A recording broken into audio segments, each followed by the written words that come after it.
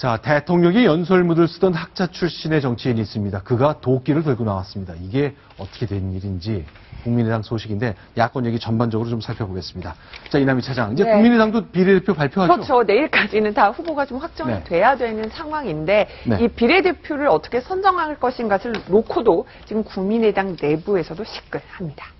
자, 정당 투표 이제 2장 찍어야 되는 거니까 10% 얻으면 4, 5자리, 많게는 8자리까지 받을 수 있는데 사실 장담할 수 없지 않습니까? 저도 이제 내부 관계자들 좀 물어보면 몇 번까지 될 것 같아요 하면은 5, 6번 정도로 예측하는 분들이 좀 계셨는데요. 결국은 안정권 1번, 2번 누구를 두느냐 이걸 놓고 논란이 많은데 일부에서는 공관위원을 하던 분도 그만두고 비례대표 신청을 하고요. 안철수 전 대표 측근들이 신청을 해서 또 앞순위가 간다. 뭐 이런 얘기들이 나오면서 지금 논란이 빚어지고 있는 겁니다. 자, 안철수 의원과 안철수 대표와 천정배 대표가 원하는 상위 순번이 좀 따로 있군요. 지금 뭐 여러 가지 언론 보도들이 나오고 있는데요. 특히 이제 박선숙 사무총장. 그렇죠. 김대중 정부에서 바로 대변인 역할을 했었고요. 박선숙 사무총장 안철수 대표의 최측근으로 꼽히는데 이번에 비례대표 공모에 신청을 했고 또 굉장히 면접을 잘 봐서 1번으로 배치될 것이다. 그런 그 얘기가 나온다라는 지금 언론 보도까지 나왔습니다. 하지만은요, 지금 천정배 대표 측과도 지금 충돌하고 있는데, 천정배 대표 쪽에서는 바로 이제 자신의 가까운 이주원 또 국민소통본부장, 또 전윤철 또 공천관리위원장이 됐으면 좋겠다. 이렇게 바라고 있어서 결국은 양 대표가 미는 인사들 누구를 상위 순번으로 내세울 거냐, 이걸 놓고 또 신경전이 벌어지고 있다. 이런 얘기들이 많습니다. 자, 그런데 이제 국민의당 공천 문제 가지고 역시 이 당도 예외 없이 시끌시끌합니다. 어제 큰 소동이 벌어졌다는데 영화 배우 가족이잖아요. 그 영상 저희가 좀 준비한 게 있는데 그 얘기 보면서 나누겠습니다. 어떤 일이 벌어졌던 겁니까? 국민의당 해남 완도 진도에 도전했던 김영균 예비후보 이번에 탈락을 하게 했는데요. 이분이 바로 위암으로 세상을 떠난 바로 배우 장진영 씨의 남편입니다. 정말 그 장진영 씨가 위암 투병하는데도 끝까지 급진히 간호를 하면서 저 지금 그 장진영 씨의 결혼 사진을 보실 수가 있는데요.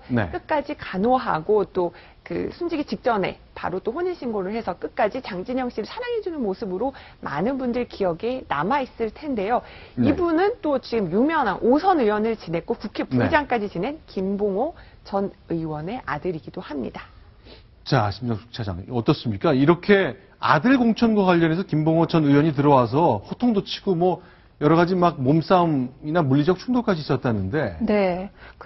어제 최고위원회에, 국민의당 최고위원회의에 원로 차원에서 사실은 뭐 구성원은 아닌데 김봉호 전 국회 부의장이 그 자리에 들어갔는데요.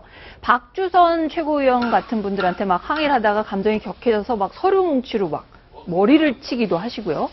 뭐 어떻게 나중에 박주선 최고위원한테 사과를 하셨는지 모르겠지만 굉장히 거강된 그런 분위기 속에서 지금 나가고 있는 저 난리통인 최고위원회 장면을 보시고 녹색 옷 입은 안철수 대표잖아요.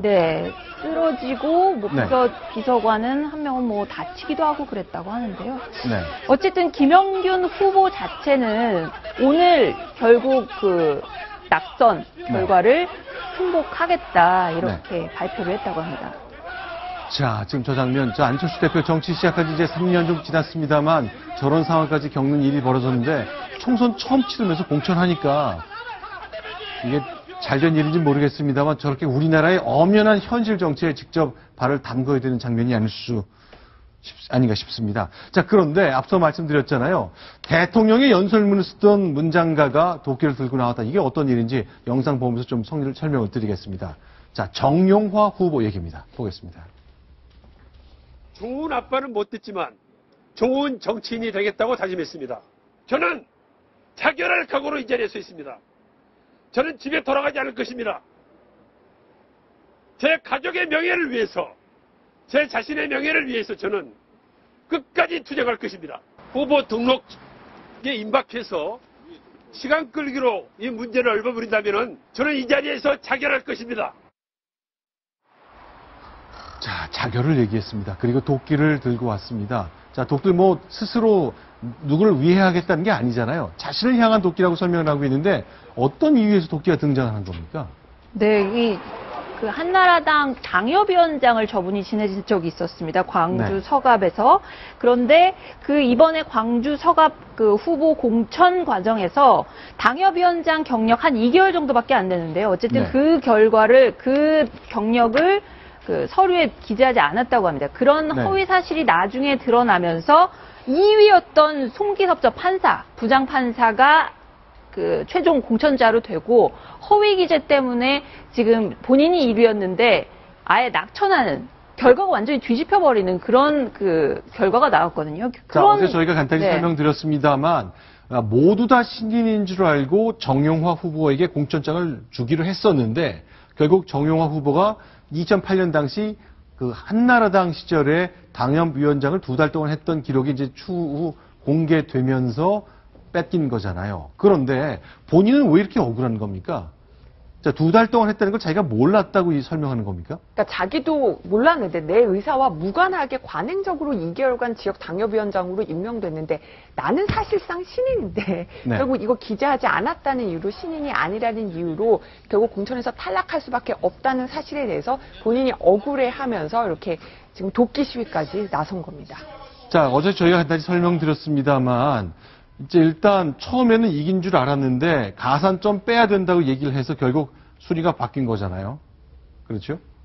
네, 그렇습니다. 그래서 이번 경선이 원천무효다. 그러면서 조금 전에 말씀하신 것처럼 정말 이건 관행적으로 하는 거였는데, 그리고 상대 후보였던 송기석 후보 같은 경우에는 경선 과정에서 불법도 있었다. 이런 주장을 하고 있는 상황이거든요. 네. 절대로 용납할 수 없다. 그러면서 도끼를 가지고 차라리 내 머리를 쳐라 하면서 네. 저렇게 무기한 단식 농성까지 하게 된 상황이 이를 겁니다. 정용화 후보. 자, 박성원 부국장도 이명박 정부 청와대 출입 기자일 때 연설문 쓰는 연설문 기록 비서관으로 기억하시잖아요. 네, 기억하고 제가 또 출입할 때, 청와대 네. 출입할 때 청와대 그 비서관을 했는데 네. 지금 본인은 억울하다고 하는 게 하나 더 있어요. 이게 네. 당적 옮긴 후유증인데 네.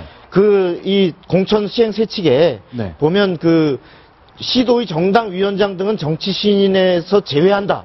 이렇게 돼 있는데 나는 이 야당에서 쓰는 용어인 지역위원장이 네. 내가 한나라당 때 있던 당협위원장 네. 이거하고 같은 의미로 지칭하는 걸 내가 몰랐다. 네. 이런 말하자면 그런 그 당적을 옮긴 데 따른 후유증도 지금 네. 하나의 사유로 되고 있습니다. 자, 영상 다시 한번 봤으면 좋겠습니다만 이렇게 대통령의 연설, 국정 최고의 메시지를 썼던 2년간 작성을 했던 그 비서관이 결국 공천 후유증에 휘말리면서 자결을 하겠다, 집에 돌아가지 않겠다. 그리고 지금 보시는 것처럼 바닥에 도끼가 놓여 있거든요. 자, 예전에 이제 선비들이 이걸 나를 쳐라, 이런 내 목숨을 걸고 상소를 올린다는 자세라고는 합니다만, 자, 우리 국민들이 보시기에는 좀 위험해 보여서 많은 분들이 좀 걱정을 하는 상황까지 계속 이어지고 있습니다. 정용화 후보의 모습 지금 보고 계십니다. 자, 지금까지 8가지 소식 봤습니다. 정치 뉴스 중심으로 소개를 드렸는데요. 오늘 외부에서 들려온 소식이 지카 바이러스도 우리 국 무풍지대가 아니라는 소식이 들려왔습니다. 관련된 얘기 나눠보겠습니다. 9번째 소식 순위 확인합니다.